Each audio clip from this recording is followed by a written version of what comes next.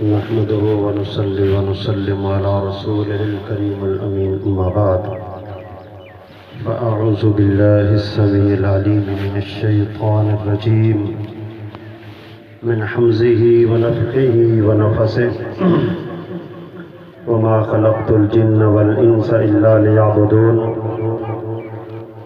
فقد قال النبي صلى الله عليه وسلم بدأ الإسلام غريبا وسيعود كما بدأ غريبا فطوبى للغرباء.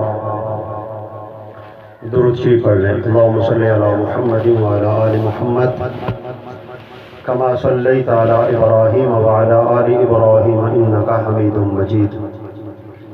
اللهم بارك على محمد وعلى آل محمد كما باركت على إبراهيم وعلى آل إبراهيم إنك حميد مجيد. یہ کو بند کر دیں.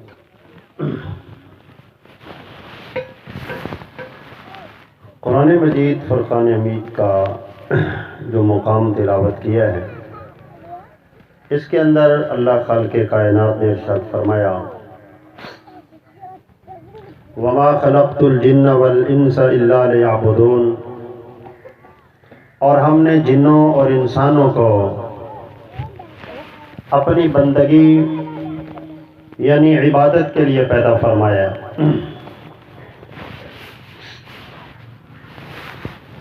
کائنات کی ہر چیز اللہ کی بندگی کرتی ہے.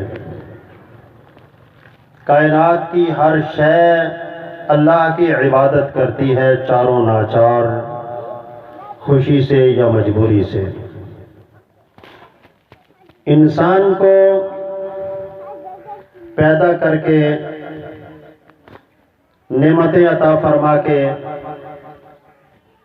عقل اور شعور دے کر اختیار دے دیا گیا ہے کہ چاہے تو بندگی کر لے، چاہے تو نافرمانی کر لے، چاہے میرے حکموں کو مان لے، چاہے تو ابلیس کے حکموں کو مان لے.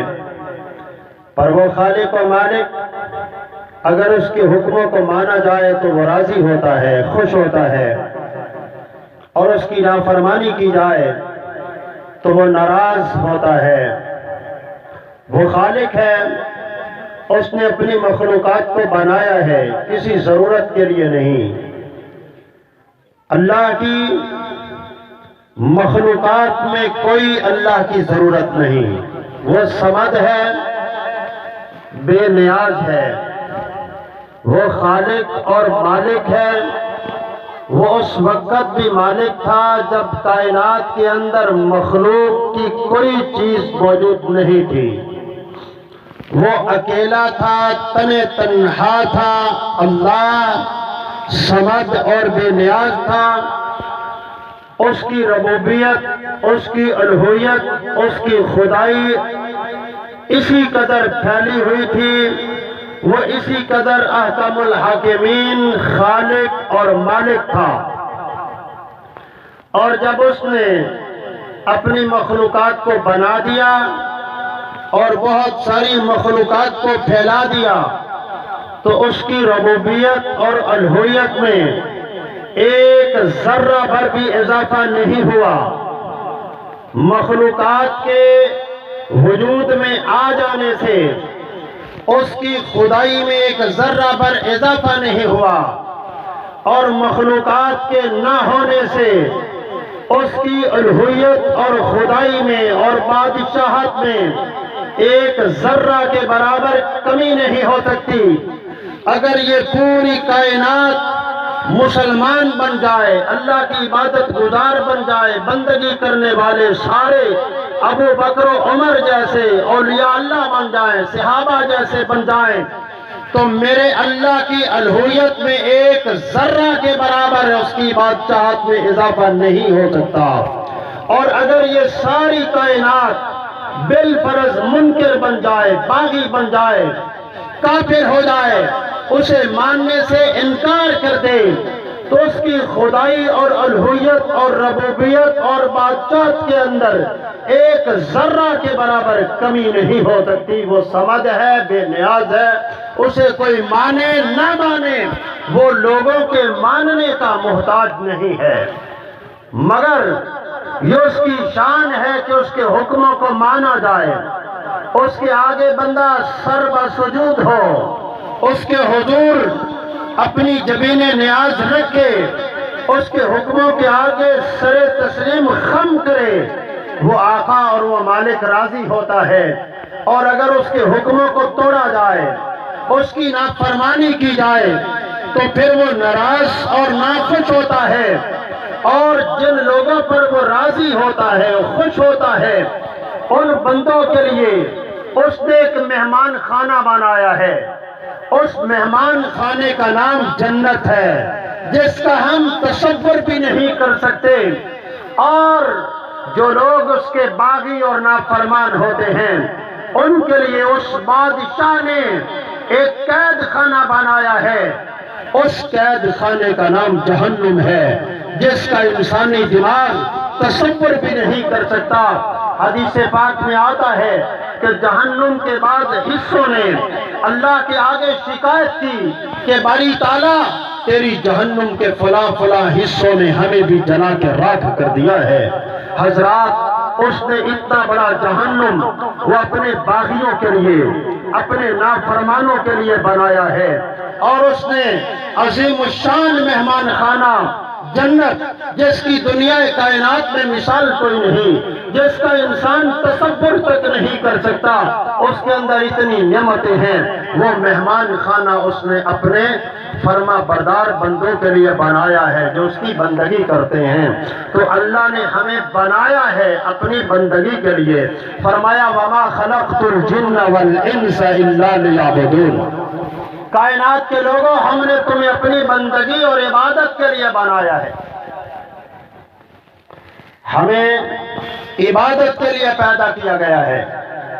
ہماری تخلیق کا مقصد اللہ وحدہ لا شریک کی عبادت ہے، اللہ کی بندگی ہے، اللہ کے حکموں کے سامنے سر تسلیم خم کرنا ہے، اللہ کے حکموں کو ماننا ہے، اس کے حکموں کے آگے بچ جانا ہے۔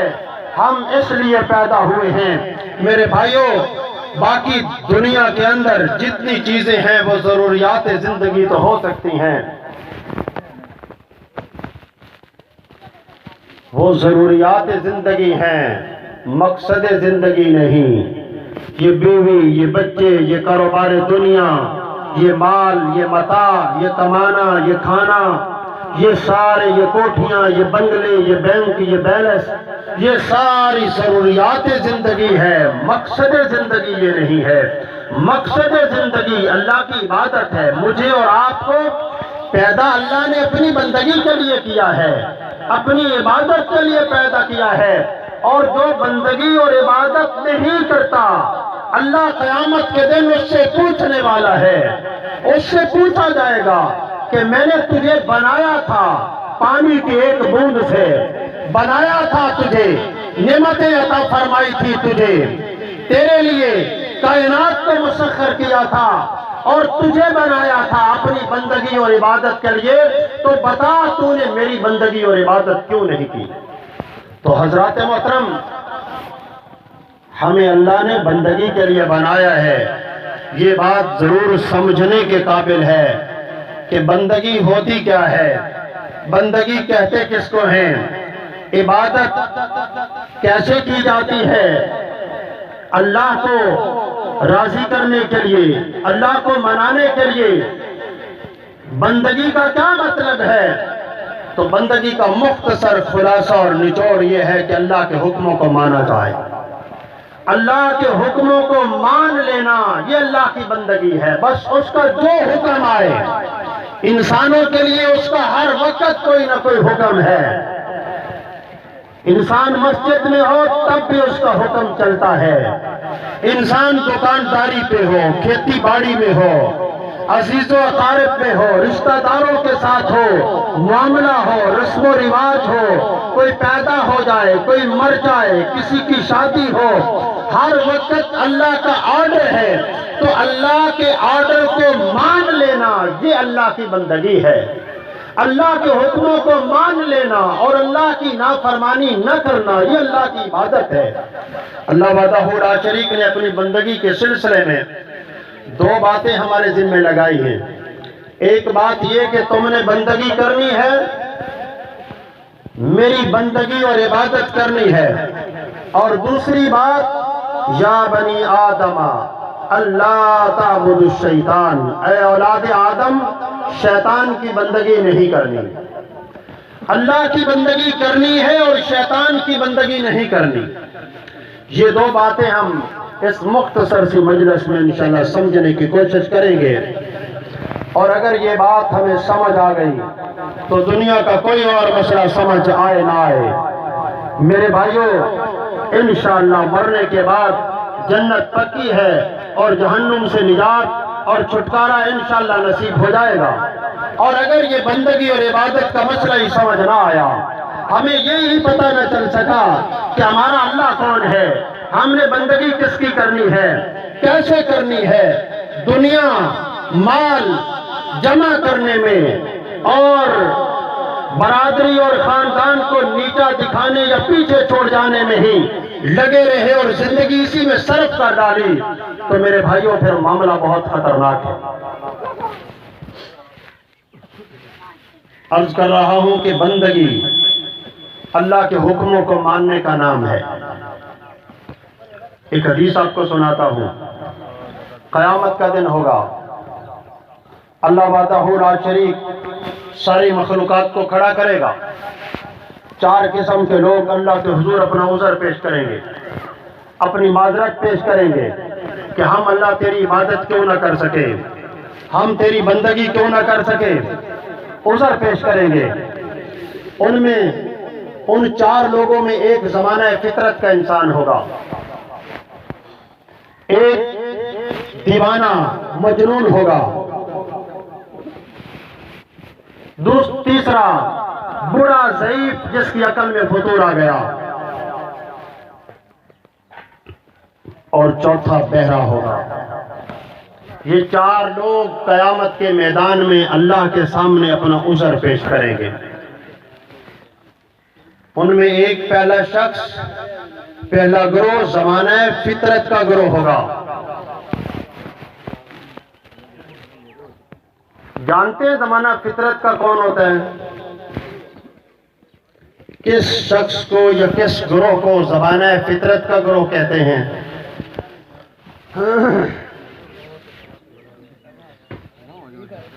آجو یار آگے تھوڑا مل کے بیٹھ جاؤ، اللہ تم اجر دے، اللہ جزائے خیر عطا فرمائے۔ اردو سمجھتے ہیں؟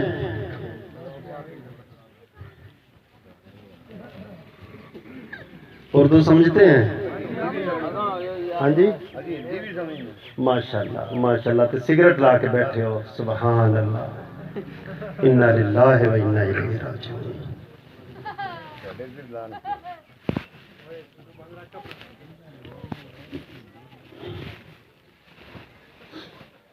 زمانہ فطرت کا انسان سمجھتے ہو کون ہوتا ہے؟ کسی کو پتہ ہے؟ پنجابی پوچھ رہے نا، زمانہ فطرت کا بندہ سمجھتے ہو کون ہوتا ہے؟ کوئی پتہ نہیں۔ اللہ اکبر۔ ہم پیدا ہوئے عبادت کے لیے، میں نے کسی پر چوٹ نہیں کرنا، اللہ آپ کو عقل سمجھ دے، توجہ کے ساتھ بات کو سنیں، شاید کسی بھائی کی سمجھ میں بات آ جائے، اپنی قبر اور آخرت کی فکر پیدا ہو جائے۔ پیدا بندگی کے لیے ہوئے ہیں پر کلمہ نہیں آتا ہم کو۔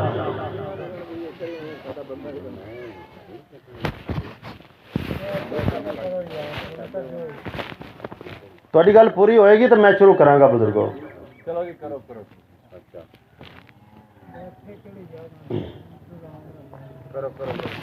زمانہ فطرت کا انسان وہ ہوتا ہے یا وہ گروہ ہوتا ہے جو اس زمانے میں لوگ آئے ہوں جس زمانے میں کسی نبی کی کوئی تعلیم موجود نہ ہو، جن لوگوں تک کسی نبی رسول پیغمبر کی اور اللہ کی بات ان کے کانوں تک پہنچی نہ ہو، وہ لوگ زمانے فطرت کے لوگ کہلاتے ہیں۔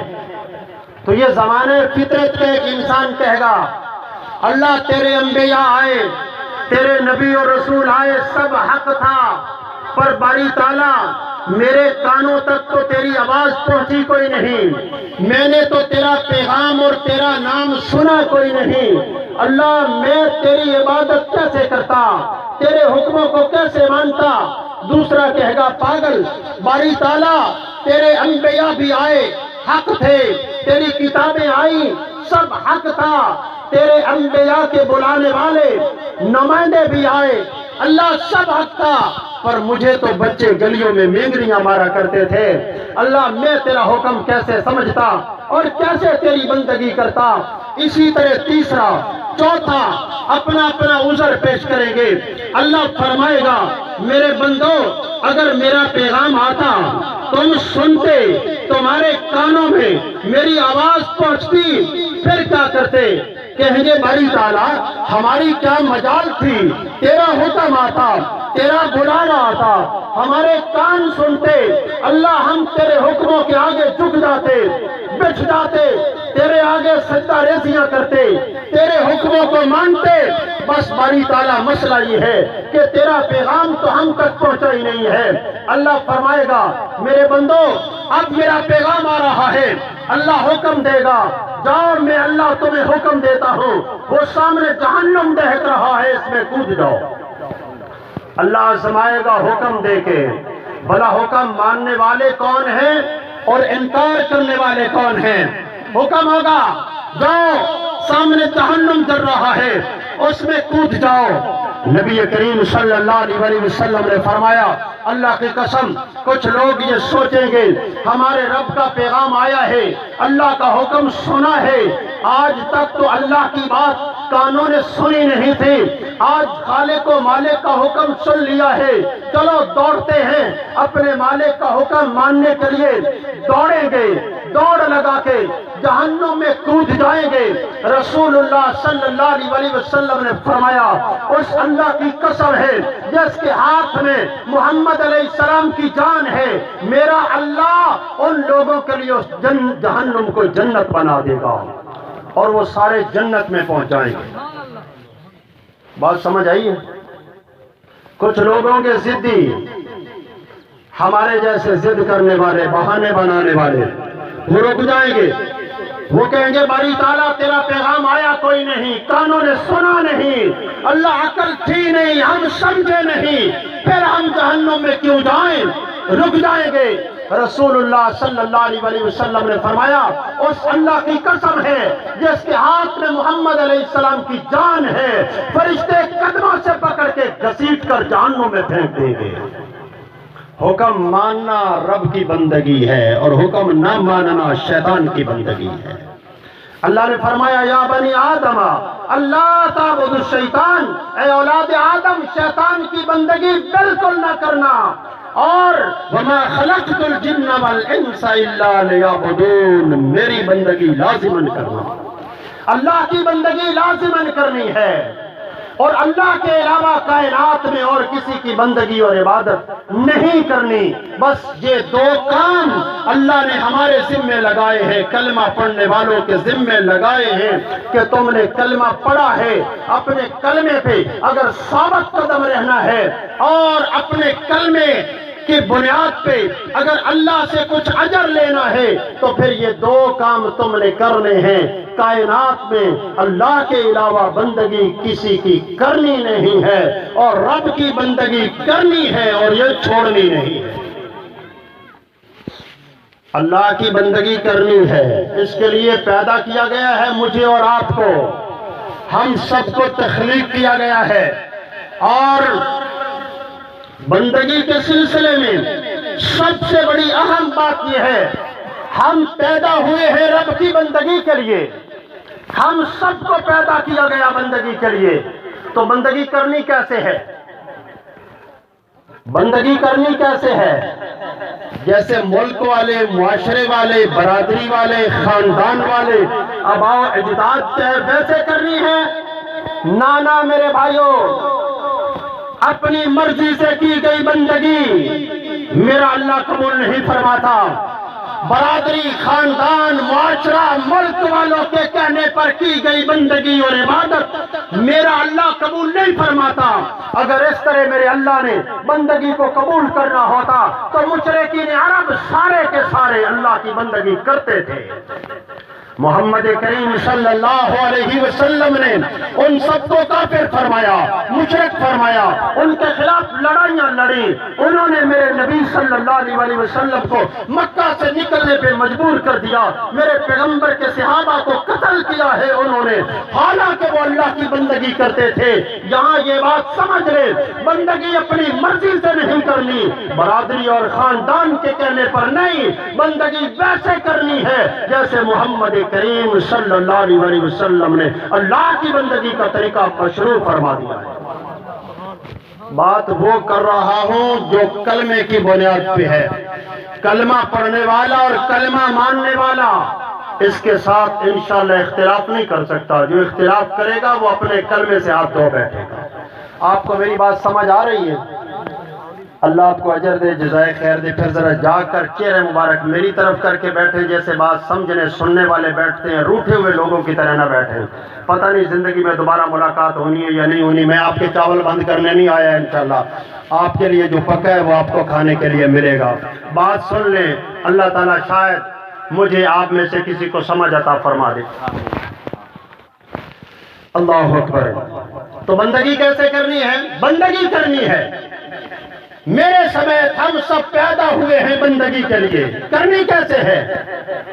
جیسے برادری کا ہے، جس برادری کو کلمہ ہی نہیں آتا، نہیں میرے بھائیوں، بندگی کرنی ہے اور کرنی ویسے ہے جیسے جس کا کلمہ پڑا ہے وہ بندگی کروانے کے لیے آیا ہے، اللہ نے اس کو بھیجا ہے، اس پہ قرآن اتارا ہے، اس پہ وحی اتاری ہے، اس کو معجزات کمالات عطا کیے ہیں، اس کو شان و عظمت عطا فرمائی ہے تاکہ میرے محمد کریم صلی اللہ علیہ وسلم کے پیچھے پیچھے چل کے میرے بندے میری جنت تک پہنچ جائیں۔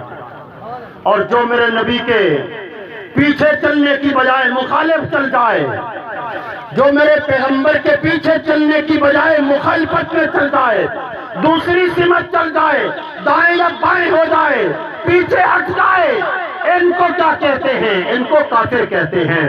جو محمد کریم صلی اللہ علیہ وسلم کے پیچھے پیچھے چلتے جائیں ان کو مسلمان کہتے ہیں۔ بات ٹھیک ہے یا غلط ہے؟ جو میرے رسول کے پیچھے پیچھے چلتے جائیں وہ مسلمان اور جائیں گے سیدھے رب کی جنتوں میں، اور جو میرے پیغمبر کا راستہ چھوڑ جائیں، کوئی اور راستہ بنا لے، وَمَن يُشَاقِقِ الرَّسُولَ مَا تَبَيَّنَ لَهُ الْهُدَىٰ وَيَتَّبِعِ الرَّسُولَ، جو کوئی میرے رسول کا راستہ چھوڑ دے، فرمایا اللہ وحدہ لا شریک نے، اور میرے نبی کے صحابہ کا راستہ چھوڑ دے، میں بھی اسے چھوڑ دوں گا، آزادی دے دوں گا۔ وَيَصْلَىٰ جَهَنَّمَ وَيَصْلَىٰ سَعِيرًا، اس کا ٹھکانہ جہنم بنا دوں گا، اور یہ بہت برا ٹھکانہ ہے، یہ جہنم اس کا ٹھکانہ بنے گا جس نے محمد کریم صلی اللہ علیہ وسلم کی اطاعت چھوڑی۔ وَمَا أَرْسَلْنَا مِن رَّسُولٍ إِلَّا لِيُطَاعَ بِإِذْنِ اللَّهِ، فرمایا میں نے رسول کو بھیجا ہی اس لیے ہے کہ کائنات کے چھوٹے اور بڑے سارے لوگ میرے نبی کے پیچھے پیچھے چلتے رہیں، اطاعت کرتے رہیں، اتباع کرتے رہیں، پیروی کرتے رہیں، جو میرا پیغمبر دیتا جائے، مَا آتَاكُمُ الرَّسُولُ فَخُذُوهُ وَمَا نَهَاكُمْ عَنْهُ فَانْتَهُوا، جو کچھ میرا رسول دے، کلمہ پڑھنے والوں بسم اللہ کر کے قبول کر لیا کرو، لے لیا کرو، قلب و باطن میں اتار لیا کرو، اختیار کر لیا کرو، اور جس سے میرا رسول روکے رک جاؤ، مومن بن جاؤ گے۔ رک جاؤ تو مومن بنو گے، نہیں رکو گے تو پھر معاملہ اور ہے۔ اب بچیاں ادھر نا ادھر، بندگی رب کی کرنی ہے۔ بندگی کہتے ہیں نماز کو، بندگی کہتے ہیں قیام کو، بندگی کہتے ہیں سجدے کو، بندگی کہتے ہیں رکوع کو، بندگی کہتے ہیں نظر و نیاز کو، چڑھاوے چڑھانا، منتیں ماننا، منوتی ماننا، جانوروں کا ذبح کرنا، توکل کرنا، بھروسہ کرنا، اولادیں مانگنا، مدد مانگنا، غیب میں پکارنا، اس کو عبادت کہتے ہیں۔ ہم پیدا ہوئے ہیں عبادت کے لیے، اور کرنی ہے عبادت، اور کرنی ہے اکیلے اللہ کی عبادت۔ اللہ کی عبادت کرنی ہے، اللہ کے علاوہ کائنات میں کسی اور کی عبادت نہیں کرنی۔ محمد کریم صلی اللہ علیہ وسلم نے فرمایا، صحیح مسلم کے اندر حدیث ہے، میرا اللہ لعنت کرتا ہے ان لوگوں پر جو اللہ کے علاوہ کسی اور کے نام پر جانور ذبح کرتے ہیں، میرا اللہ ان پہ لعنت کرتا ہے۔ اور میرے پیغمبر علیہ الصلوۃ والسلام نے فرمایا، قسم کھانا بھی عبادت ہے، جو قسم کھانا چاہے اللہ کے نام کی کھائے، اور اللہ کے علاوہ اگر بابا لات کی کوئی قسم کھائے تو وہ تجدید ایمان کرے، دوبارہ پڑھے لا الہ الا اللہ، اس لیے کہ اس کا پہلے پڑھا ہوا لا الہ الا اللہ ٹوٹ گیا ہے۔ بندگی رب کی کرنی ہے، بندگی نماز ہے، بندگی روزہ ہے، بندگی قیام ہے، بندگی سجدہ ہے، بندگی رکوع ہے، بندگی در کا طواف کرنا ہے۔ طواف اکیلے اللہ کے در کا کیا جائے گا، کسی اور کا نہیں کرنا، کیونکہ بندگی اکیلے اللہ کی کرنی ہے۔ نظر و نیاز، منت و منوتی، چڑھاوے چڑھانا، جانوروں کا ذبح کرنا، یہ عبادت ہے میرے بھائیوں۔ ہم پیدا ہوئے ہیں رب کی بندگی کرنے کے لیے، بندگی کریں گے اللہ کی بندگی سے باز آنا نہیں ہے، اور اللہ کے علاوہ کسی اور کی بندگی کا ایک عمل بھی، بندگی کا ایک ذرہ بھی کسی اور کو دینا نہیں ہے۔ اور اس بندگی کا طریقہ کہاں سے لینا ہے؟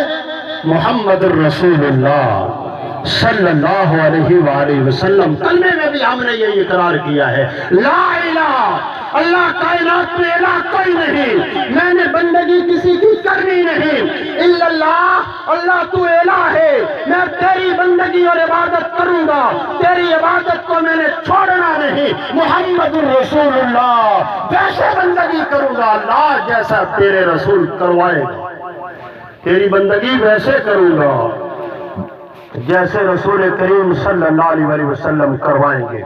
حدیث پاک میں شیخ البانی رحمۃ اللہ علیہ سلسلہ صحیحہ کے اندر حدیث لائے کہ ایک بندہ 60 سال نماز پڑھتا ہے، 60 سال نماز پڑھتا ہے، 60 سالوں میں پڑھی گئی نماز ایک بھی میرا اللہ قبول نہیں فرماتا، اس لیے کہ اس کی نماز یا تو مرضی کی ہوتی ہے، یا برادری کی مرضی کی، یا امام، پیر، فقیر، مولوی، فقیر کی مرضی کی، میرے رسول کی مرضی کی نماز نہیں ہوتی۔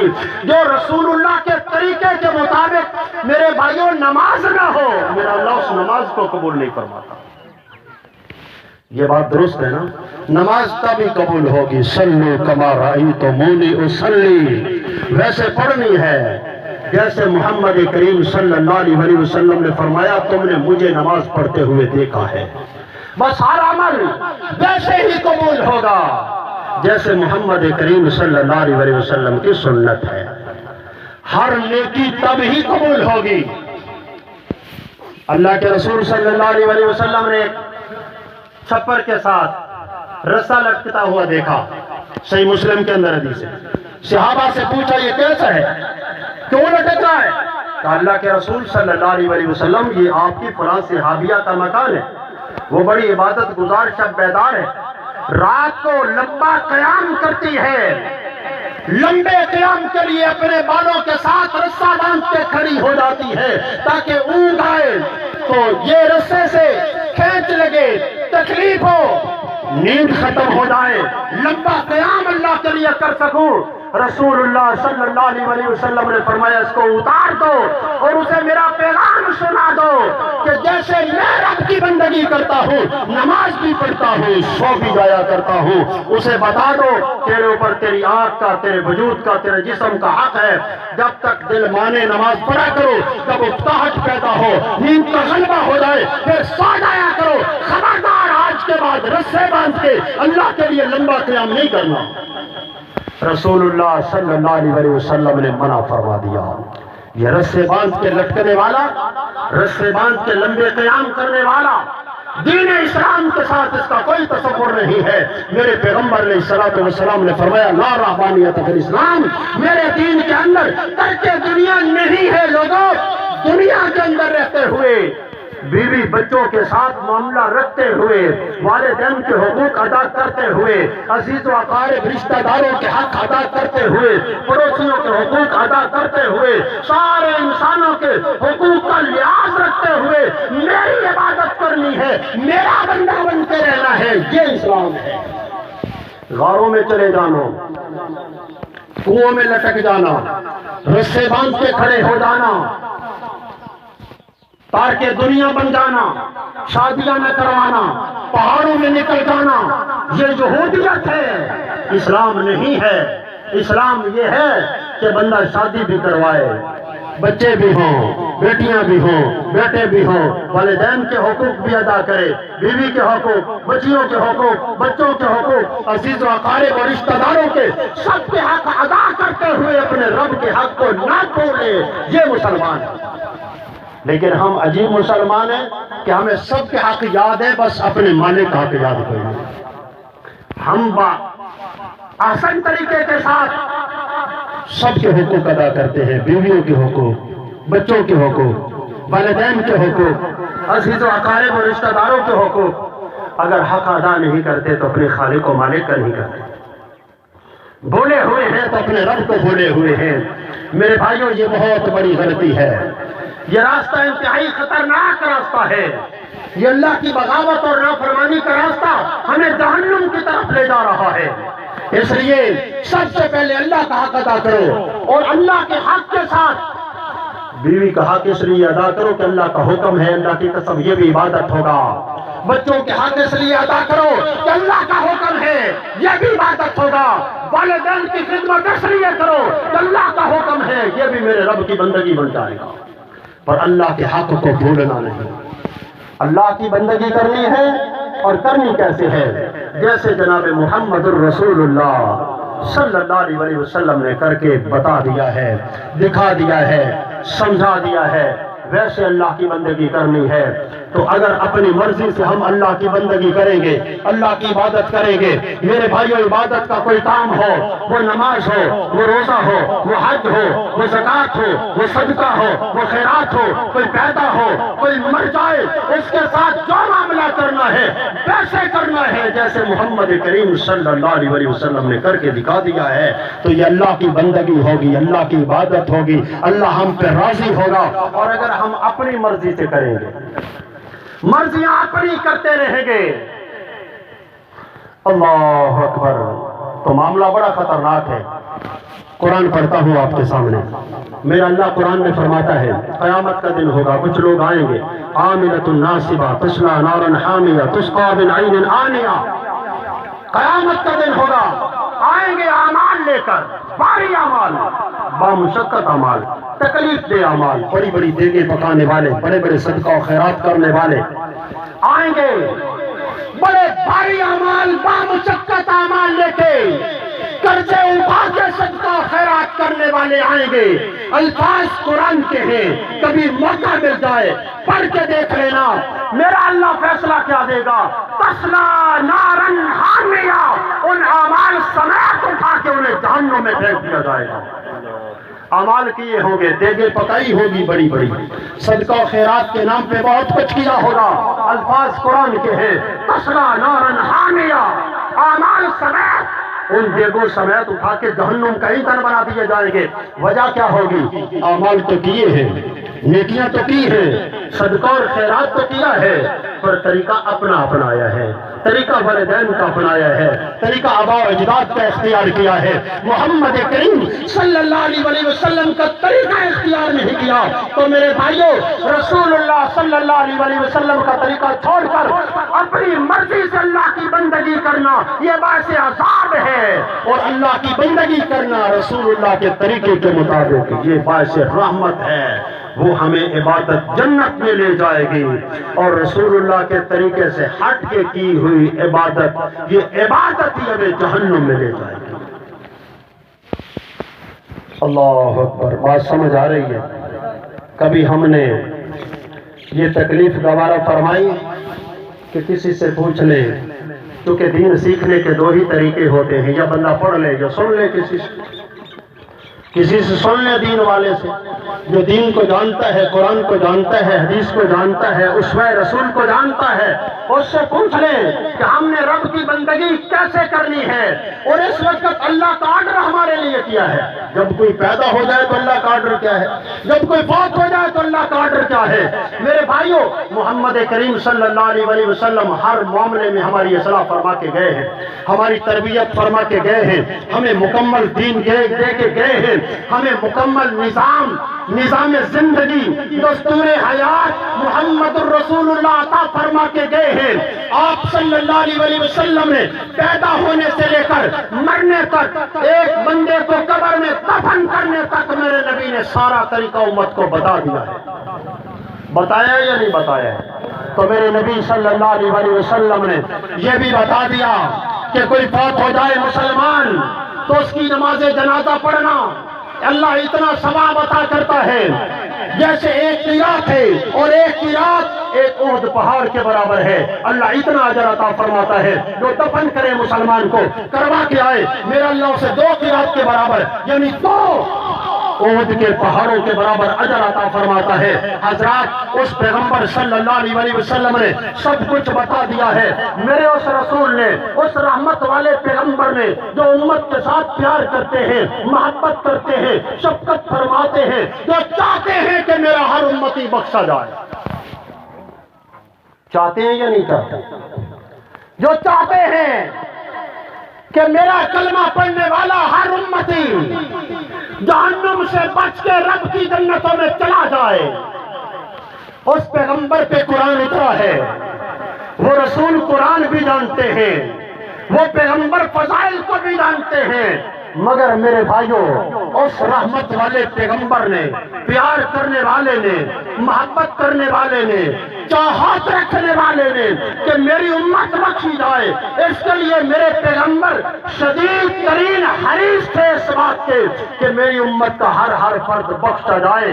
پر اس کے باوجود میرے نبی نے، رحمت والے پیغمبر نے، محمد الرسول اللہ صلی اللہ علیہ وسلم نے یہ 7ویں، یہ 40ویں، یہ برسیاں، یہ کام نہ میرے پیغمبر نے کیا ہے، نہ صحابہ نے کیا ہے، نہ ابو بکر نے کیا ہے، نہ عمر نے کیا ہے، نہ عثمان نے کیا ہے، نہ علی حیدر کرار نے کیا ہے، نہ میرے پیغمبر کی تعلیمات ہے، بلکہ رسول اللہ صلی اللہ علیہ وسلم نے فرمایا ہے کہ جو میرے طریقے کو چھوڑ دے گا، میرے طریقے سے ہٹ کے اپنی مرضی سے کوئی نیکی کرے گا، وہ بدعت قرار پائے گا، اور ہر بدعت اس کا انجام جہنم ہے۔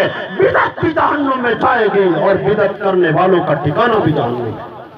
تو حضرات محترم، اللہ کی بندگی کرنی ہے، اللہ کی عبادت کرنی ہے، اور اللہ کی عبادت کا طور طریقہ بڑی معذرت کے ساتھ ماں باپ سے نہیں سیکھنا، والدین عزیز و اقارب رشتہ داروں سے نہیں سیکھنا، اللہ کی عبادت کا طریقہ محمد الرسول اللہ سے لینا ہے۔ میرے نبی صلی اللہ علیہ وسلم کو قرآن آتا تھا، صحابہ کو قرآن بہت آتا تھا، بڑے قاری قرآن تھے، پر قبروں پر خیمے لگا کے وہ قرآن نہیں پڑھتے تھے۔ آخر کیا وجہ ہے کہ انہوں نے قرآن نہیں پڑھے؟ آخر کیا وجہ ہے کہ نبی علیہ السلام کی پیاری بیٹی سیدہ ام کلثوم آپ کے ہاتھوں میں فوت ہوتی ہے، میرے پیغمبر دفن کرتے ہیں، قبر بناتے ہیں، پر میرے نبی اس کے کل نہیں کرتے، میرے نبی صلی اللہ علیہ وسلم اس کا 7واں اور 40واں نہیں کرتے، میرے پیغمبر اس کی قبر پہ دربار اور مزار نہیں بناتے۔ حضرات محترم، بڑی اہم بات ہے، میرے نبی نے بدر کے میدان میں جو لڑائی لڑی ہے، یہ اسلام کی تاریخ کی سب سے پہلی جنگ ہے، اور اس میں جو غازیان بدر تھے، جو بدر سے واپس آ گئے مسلمان مجاہدین، ان کے لیے میرے نبی نے فرمایا، میرا اللہ فرماتا ہے اعملوا ما شئتم قد غفرت لکم، اور بدری غازیوں، اللہ نے تمہیں عرش سے جھانکا ہے اور جھانک کے فرمایا ہے کہ تم جو مرضی کرتے رہو، بخشے ہوئے ہو، جنت تمہاری پکی ہو گئی ہے۔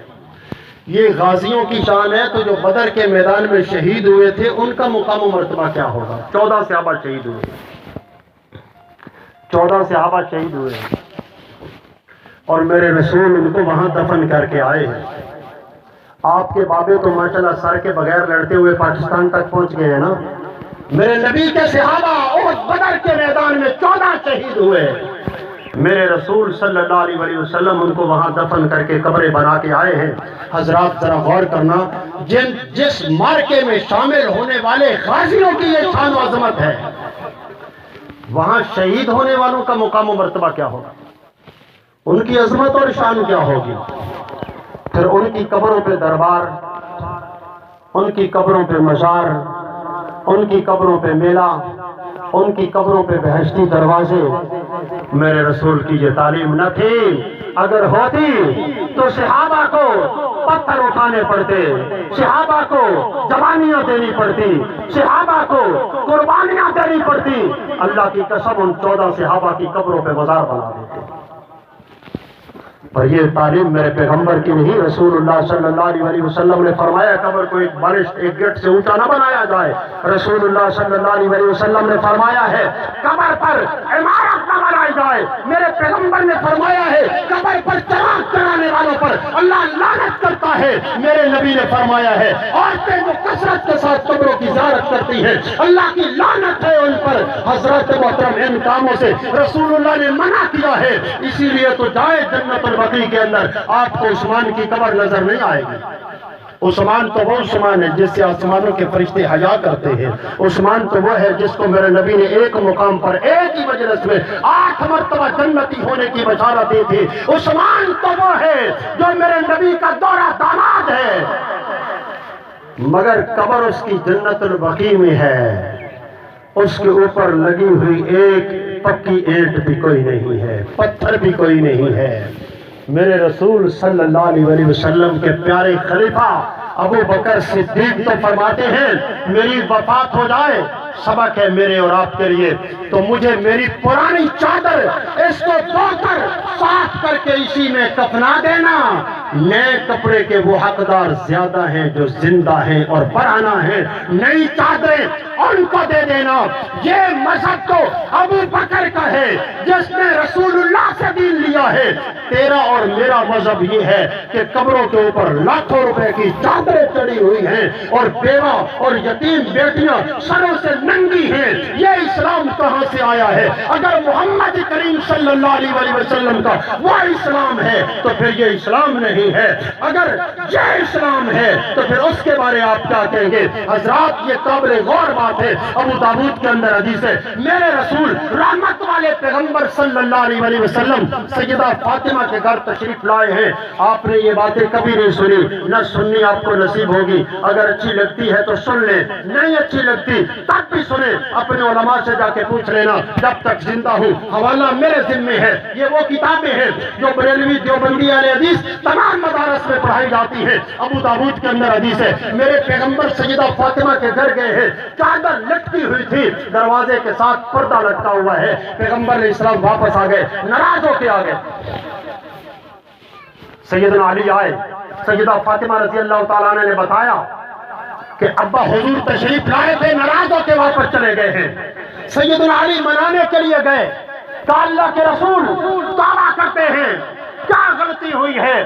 فرمایا علی میرا گھرانہ اور اس میں دیواروں کے ساتھ کپڑے لٹکا دیے گئے، دیواروں کو کپڑے پہنا دیے گئے۔ فرمایا جا اتار اس کو کسی یتیم غریب مسکین کے گھر پہنچا دے، جب تک یہ چادر دیوار کو پہنائی ہوئی ہے تب تک محمد کریم اس گھر میں قدم نہیں رکھیں گے۔ اللہ اکبر! اب یہ دین کہاں گیا؟ چادروں پر تو قبروں پر تو لاکھوں روپے کی چادریں ہیں، آپ کے گھر کے پاس آپ کی دیوار کے ساتھ آپ کے محلے اور آپ کی گلی میں اور آپ کی بستی میں کتنی یتیم بچیاں ہیں جو سروں سے ننگی ہیں۔ اللہ اکبر! میرے بھائیو، اسلام سیکھنا ہے تو محمد کریم کا اسلام وہ قبر میں کام آئے گا۔ میرے نبی نے جو صحابہ کو دیا ہے وہ اسلام قبر میں کام آئے گا۔ یہ اسلام جس پہ آج میں اور آپ کھڑے ہیں، ہمارے پاس جو اسلام ہے کھانے پینے کا اسلام، ہمارے پاس مفادات کا اسلام، ہمارے پاس فلمیں دیکھنے والا اسلام، ہمارے پاس اللہ کی نافرمانی کا اسلام، ہمارے پاس قبروں کی پوجا، شجر و حجر کی پوجا، غیر اللہ کی پرستش اور اللہ کی نماز کا ہی تصور کوئی نہیں، یہ اسلام نہیں ہے، یہ ہندو مت ہے، یہ اسلام کے ساتھ پوری برابر اور کفر ہے۔ میرے بھائیوں، اگر اسی طرح موت آ گئی تو معاملہ بہت خطرناک ہے۔ آپ کو بتایا جا رہا ہے جیسے ڈاکٹر بتا دے کہ مریض کو کینسر ہے، ابھی علاج کروا لو ورنہ معاملہ خطرناک ہے، ہم آپ کو بتا رہے ہیں یہ کینسر ہے، یہ کینسر سے زیادہ خطرناک بیماری ہے جس پر آپ کی زندگی، ہماری زندگی گزر رہی ہے۔ آج وقت ہے، علاج کیا جا سکتا ہے، اصلاح کی جا سکتی ہے، اپنے آپ کو درست کیا جا سکتا ہے، اللہ کی بغاوت اور نافرمانی چھوڑی جا سکتی ہے، اللہ کے حکموں کو توڑنے سے باز آیا جا سکتا ہے۔ آج وقت ہے، نماز پڑھی جا سکتی ہے۔ ارے ہم بندگی کے لیے پیدا ہونے والے نماز تک نہیں پڑھتے، نماز آتی نہیں، کلمہ نہیں آتا، قرآن نہیں آتا، گھر میں قرآن کی تلاوت نہیں ہوتی، 5 نمازیں نہیں پڑھتے، اور ہیں بڑے مسلمان ماشاءاللہ۔ نبی علیہ السلام نے فرمایا من ترک الصلاۃ متعمدا فقد کفر، جو جان بوجھ کر نماز چھوڑ دے یہ گناہگار نہیں بنتا، کافر بنتا ہے۔ میرے بھائیوں، نماز چھوڑ دینے والا، ایک اور حدیث میں رسول اللہ صلی اللہ علیہ وسلم نے فرمایا خرج من الملہ، یہ میری ملت اسلامیہ سے خارج ہو گیا ہے، نکل گیا ہے۔ ایک اور حدیث میں فرمایا لا دین لہ، اس کے پاس دین نام کی کوئی چیز نہیں ہے۔ ایک اور حدیث میں فرمایا لا ایمان لہ، اس کے پاس ایمان نام کی کوئی چیز نہیں ہے۔